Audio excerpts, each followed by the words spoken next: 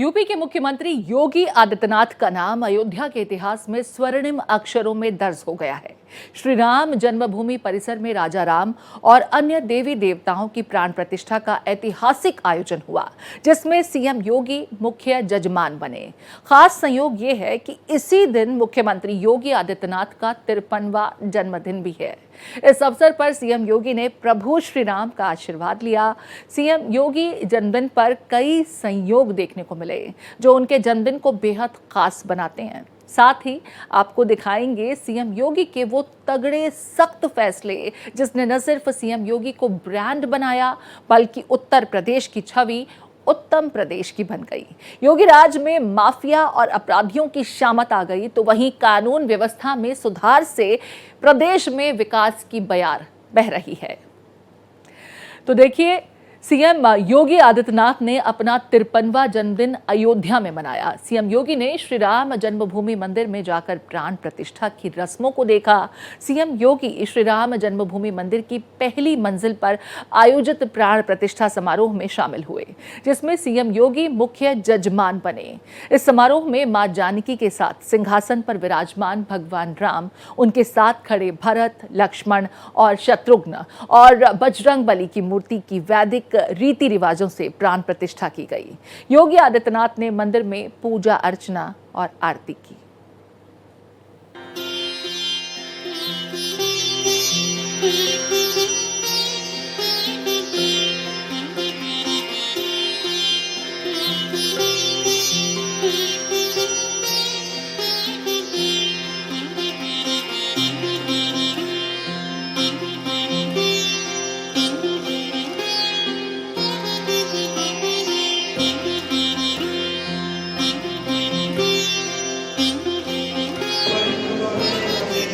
अयोध्या में राम दरबार की प्राण प्रतिष्ठा हुई तो वहीं ये सुखद संयोग रहा कि यूपी के सीएम योगी आदित्यनाथ का 53वां जन्मदिन भी था।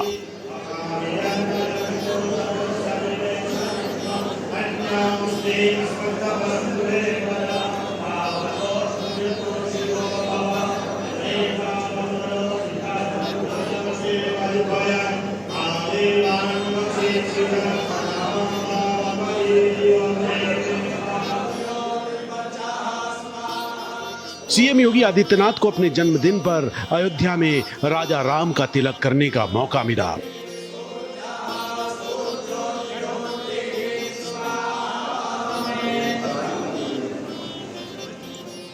सीएम योगी ने अपने 53वें जन्मदिन को प्रभु श्री राम के चरणों में मनाया। इस अवसर पर सीएम योगी हनुमानगढ़ी मंदिर में हनुमान जी का आशीर्वाद लेने पहुंचे और रामलला का दर्शन किया। सीएम योगी का जन्मदिन तब और विशेष बन गया जब अयोध्या के भव्य मंदिर में प्रभु श्री राम अपने परिवार संग पधारे तो सीएम योगी इसके साक्षी बने। 121 आचार्यों ने वेद मंत्रों का उच्चारण किया और पूरे विधि विधान के साथ प्राण प्रतिष्ठा की प्रक्रिया संपन्न की। इसमें सीएम योगी मुख्य जजमान बने।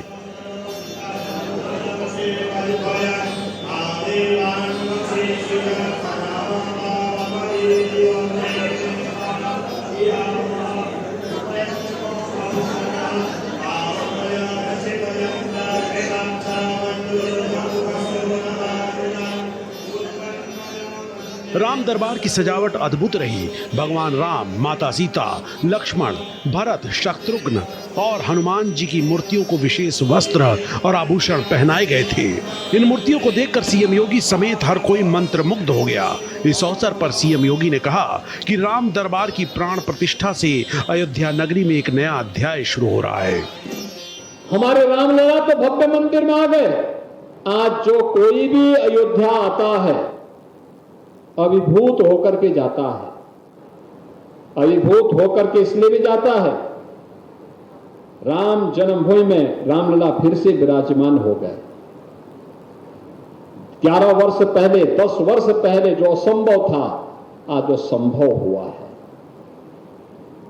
अयोध्या की इस वैभव को देख करके लोग अचंभित हैं, आश्चर्यचकित हैं और अयोध्या वासियों के ही नहीं, संत समाज का ही नहीं, उत्तर प्रदेश वासियों का देश के अंदर और देशवासियों का दुनिया के अंदर लोग स्वागत करते हैं, अभिनंदन करते हैं।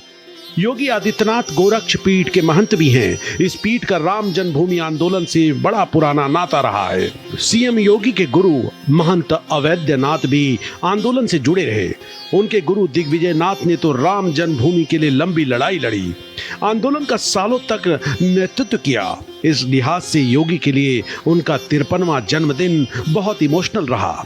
Bureau report, Bharat express. इस बार का सीएम योगी का जन्मदिन बेहद विशेष रहा। अनेक संयोग इस मौके पर देखने को मिले। 53वां जन्मदिन प्रभु राम को समर्पित रहा। जन्मदिन पर राम दरबार की प्राण प्रतिष्ठा हुई।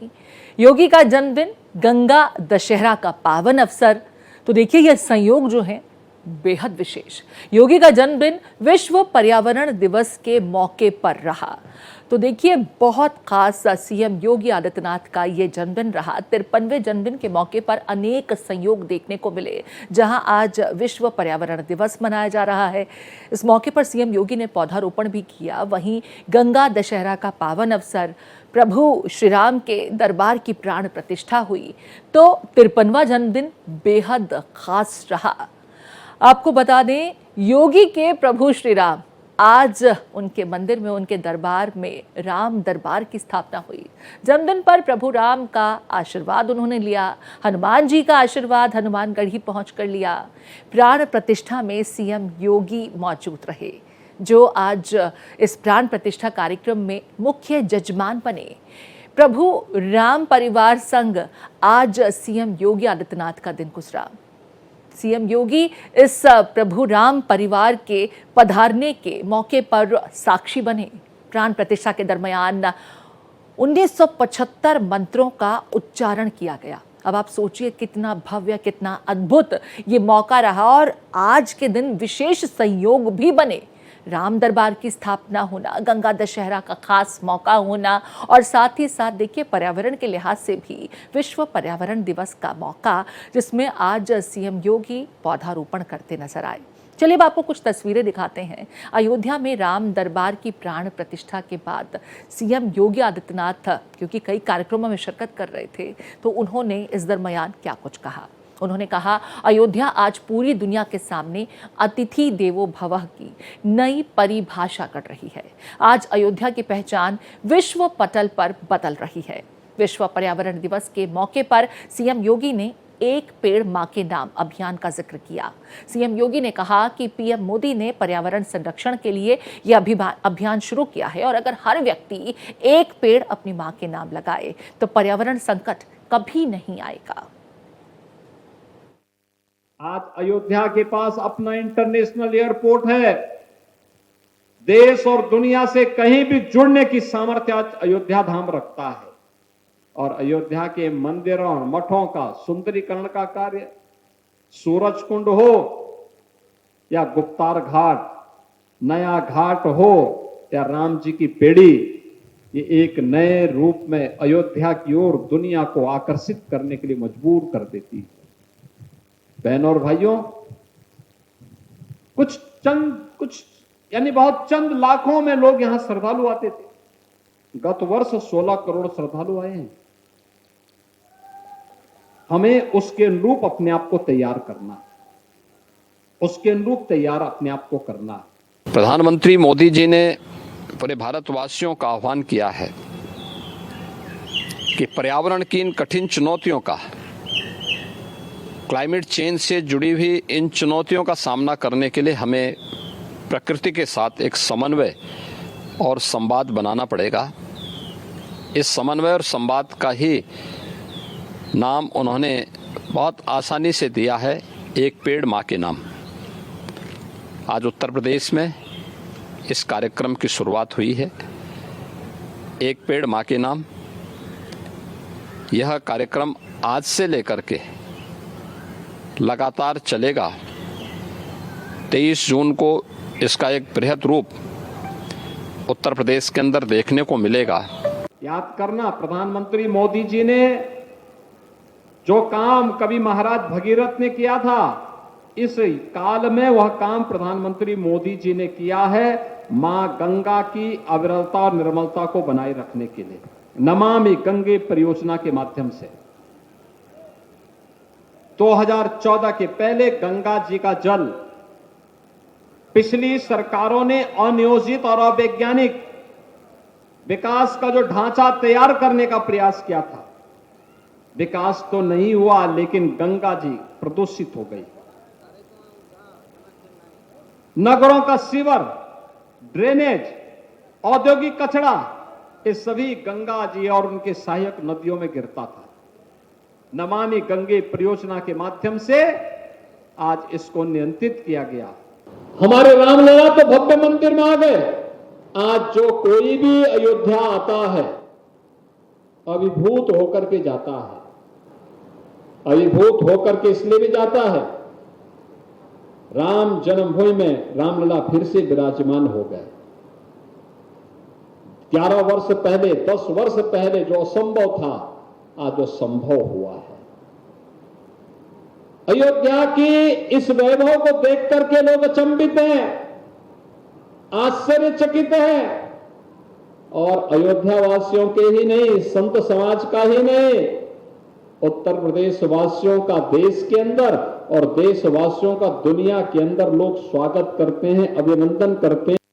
सीएम योगी आदित्यनाथ के उत्तर प्रदेश के मुख्यमंत्री बनने के बाद प्रदेश की तस्वीर काफी बदली है। उन्होंने कई ऐसे फैसले लिए जो बेहद जानदार साबित हुए और प्रदेश की न सिर्फ विकास की गति ने रफ्तार पकड़ी, बल्कि उसकी भूरी भूरी प्रशंसा भी हर होती है। पहले के उत्तर प्रदेश और वर्तमान उत्तर प्रदेश में काफी फर्क नजर आता है। सीएम योगी के दमदार फैसलों का जिक्र कर लेते हैं जो बेहद जानदार प्रतीत होते हैं। मिशन शक्ति की शुरुआत सीएम योगी आदित्यनाथ ने मुख्यमंत्री बनने के बाद की। महिलाओं की सुरक्षा पर खास तवज्जो रहा। सम्मान के लिए मिशन शक्ति की शुरुआत की गई। साल 2020 में नवरात्रि के पहले दिन से उनके द्वारा इस मिशन की शुरुआत की गई, जिसके तहत थानों, तहसीलों और ब्लॉकों में महिला हेल्प डेस्क बनाए गए। महिलाओं की सुविधा के लिए कई योजनाओं की शुरुआत की गई। देखिए, प्रदेश में पहले महिलाओं की सुरक्षा को लेकर के कई सवाल खड़े होते रहते थे। रात के समय महिलाएं, युवतियां, लड़कियां घर के बाहर तक नहीं निकल सकती थीं। अक्सर छेड़छाड़ जैसी घटनाओं से लोग परेशान रहते थे और शाम छिपे लड़कियां घर के बाहर कदम ही नहीं रखती थीं। लेकिन प्रदेश के मुख्यमंत्री बनने के बाद मिशन शक्ति के तहत काफ़ी तस्वीर प्रदेश की बदली। थानों में, गांव पंचायतों में कई जगहों पर महिला डेस्क को लेकर के खास व्यवस्था की गई, ताकि अगर किसी महिला को ज़रूरत हो, मदद की आवश्यकता हो, तो उन तक मदद पहुंचाई जा सके। योगी बेहद दमदार हैं और उनके फैसले हमेशा जानदार रहे। बात माफियाओं की भी करनी चाहिए। माफियाओं पर बुलडोजर का एक्शन सीएम योगी आदित्यनाथ के ही शासनकाल में देखने को मिला। अपराधियों, माफियाओं की संपत्ति सीज की गई। माफियाओं के अवैध इमारतों पर बुलडोजर एक्शन लिया गया। महिलाओं को लेकर के जहां एक तरफ वो बड़े संजीदा फैसले लेते हैं, वहीं माफियाओं को लेकर के बड़े प्रभावी अभियान चलाए गए। बुलडोजर कार्रवाई से प्रदेश के माफिया थर-थर कांपने लगे और उन्होंने कहा कि या तो सुधर जाओ या प्रदेश छोड़ दो, और उसका असर देखने को भी मिला। क्राइम ग्राफ काफी कम हुआ और प्रदेश के जो माफिया हैं वो प्रदेश को या तो छोड़कर चले गए या फिर सुधर गए या सलाखों तक पहुंचा दिए गए। सीएम योगी के दमदार फैसलों का हम लगातार जिक्र कर रहे हैं, तो बात दंगाइयों के खिलाफ सख्त एक्शन की भी होनी चाहिए। दंगाइयों से नुकसान की भरपाई ये पहले कभी नहीं देखने को मिलता था। कार्रवाई होती थी, गिरफ्तारियां होती थी, लेकिन भरपाई भी उन्हीं से ली जाए, ये फैसला भी सीएम योगी के शासनकाल में लिया गया। Recovery public fund, private property अध्यादेश, सरकारी निजी संपत्ति नुकसान की भरपाई। जी हाँ, ये सब कुछ कनेक्टेड है, क्योंकि सीएम योगी आदित्यनाथ ने एक सीख तमाम दंगाइयों को दी कि अगर तुम्हारी वजह से पब्लिक प्रॉपर्टी का नुकसान होगा, किसी का नुकसान होगा, तो उसकी भरपाई भी तुमसे ही की जाएगी। और इस तरीके से प्रदेश में कानून व्यवस्था को काफ़ी हद तक पटरी पर लाने में मदद मिली, क्योंकि ज़्यादातर दंगाई सुधर गए, नहीं तो उनके विरुद्ध जो एक्शन लिया गया उन्हें सुधरना पड़ा। रिकवरी पब्लिक फंड को बनाना, प्राइवेट प्रॉपर्टी अध्यादेश लाना, सरकारी निजी संपत्ति का अगर नुकसान होगा तो उसकी भरपाई दंगाइयों के तरफ से ही, उनके खातों से, उनके घर बार को बेच करके, कुर्की करके ली जाएगी, की जाएगी। ये उनके बड़े फैसले रहे। सीएम योगी के बड़े फैसलों में गौ हत्या को लेकर के सख्त कानून लाना भी शामिल है। गौ हत्या कानून को और सख्त बनाया गया। गौहत्या पर 10 साल की सजा, 5 लाख का जुर्माना। गौवंश को शारीरिक नुकसान पहुंचाने पर भी सजा का प्रावधान किया गया। 1 से 7 साल की सजा का प्रावधान। इससे पहले कभी प्रदेश में ऐसा एक्शन, ऐसी कार्रवाई देखने को नहीं मिलती थी। सीएम योगी आदित्यनाथ प्रदेश के मुख्यमंत्री बने तो प्रदेश का कायाकल्प हुआ, और ऐसा कायाकल्प हुआ कि प्रदेश स्मार्ट सिटी में तब्दील होने लगी, शहरों का विकास होने लगा। 125 नए नगर निकायों का गठन किया गया। लखनऊ में एसआई सिटी का क्रियान्वयन हुआ। 17 शहरों को स्मार्ट सिटी के तौर पर विकसित किया गया। 7 शहरों में मेट्रो सेवा की शुरुआत हुई। ऐसा पहले कभी देखा था क्या?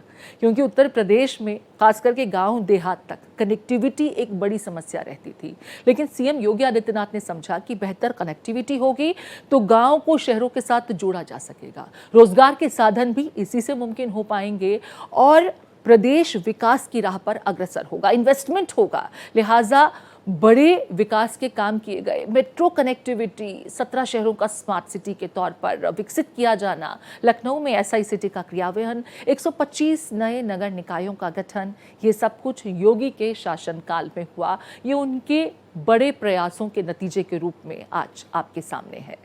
यूपी की ट्रांसपोर्ट कनेक्टिविटी के लिहाज से भी बड़े फैसले, बड़े काम हुए। यूपी में 6 एक्सप्रेसवे आज संचालित हैं और 11 पर काम चल रहा है। गौतम बुद्ध नगर में जेवर एयरपोर्ट का निर्माण, देश का सबसे ज्यादा एयरपोर्ट वाला राज्य इसके साथ उत्तर प्रदेश बन जाएगा। भारत की कुल मोबाइल मैन्युफैक्चरिंग में 45% योगदान उत्तर प्रदेश का है।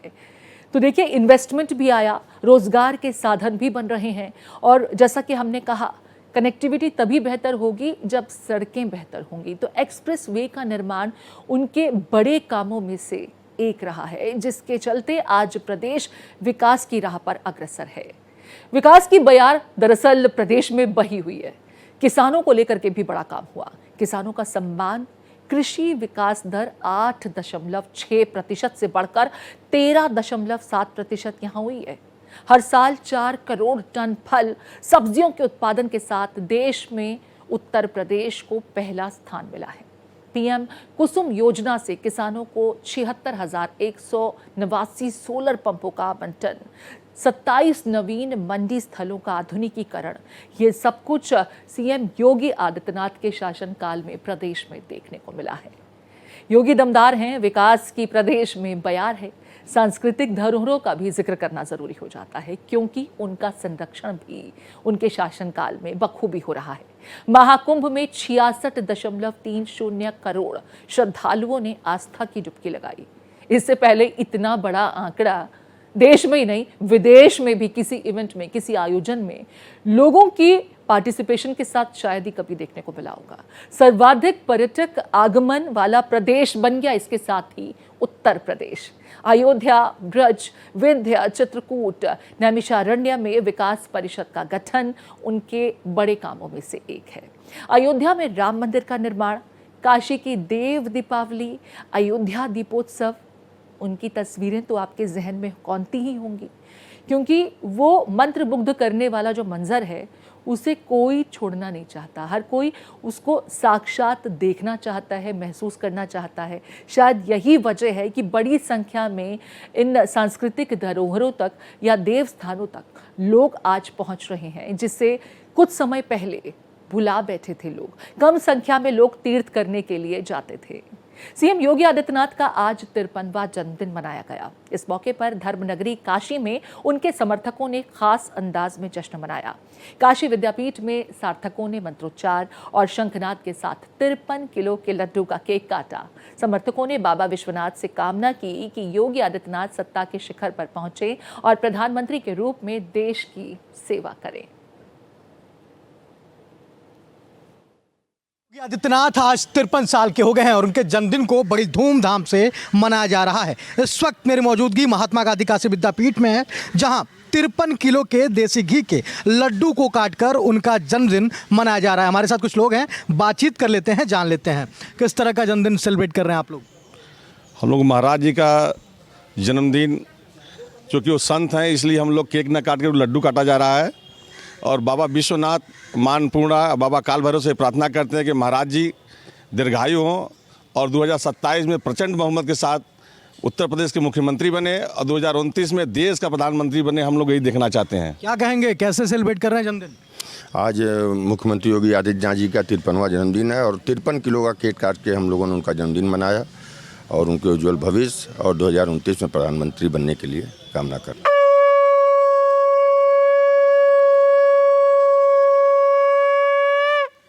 सबसे पहले तो हम बाबा विश्वनाथ को प्रणाम करते हुए माननीय मुख्यमंत्री जी को 53वें जन्मदिवस की बहुत बहुत शुभकामनाएं देता हूं। और हम सब ने जो है बड़े हमारे विश्वविद्यालय के सुपर सीनियर और हमारे विश्वविद्यालय में वर्तमान में जो सीनियर सब के जो है सौजन्य से 53 किलो का लड्डू जो है उनके जन्मदिवस पर काटा गया। और बाबा विश्वनाथ से हम यह प्रार्थना करते हैं कि देखिए, एक संत जो है वो सबका होता है, न किसी जात का होता है, न किसी धर्म का होता है, वो सबका होता है। और जिस प्रकार से उत्तर प्रदेश में वो कार्य कर रहे हैं युवाओं के लिए सभी क्षेत्रों में, जो जिस प्रकार का उनका निस्वार्थ सेवा है, उसमें मैं जो है कि मुख्यमंत्री के तौर पर कार्य नहीं कह सकता हूं, क्योंकि उससे पहले वो संत है, तो उनकी सेवा करने की प्रवृत्ति है। तो इस सेवा धर्म को जो है हम और ऊंचे लेवल पर ले जाना चाहते हैं। तमाम छात्र, युवा और बीजेपी कार्यकर्ता इस बात की कामना कर रहे हैं, इस बात का ये प्रेयर कर रहे हैं कि हे प्रभु 2027 में फिर से एक बार मुख्यमंत्री योगी आदित्यनाथ जी को सीएम बनाएं और 2029 में पीएम बनाएं। कैमरा पर्सन अपनों के साथ राहुल पांडे, भारत एक्सप्रेस, वाराणसी। सीएम योगी आदित्यनाथ के दमदार फैसलों के चलते आज उत्तर प्रदेश उत्तम प्रदेश बन चुका है। आज उनको उनके 53वें जन्मदिन के मौके पर भारत एक्सप्रेस की पूरी टीम की तरफ से एक बार फिर ढेरों शुभकामनाएं। इस खास पेशकश में इतना ही।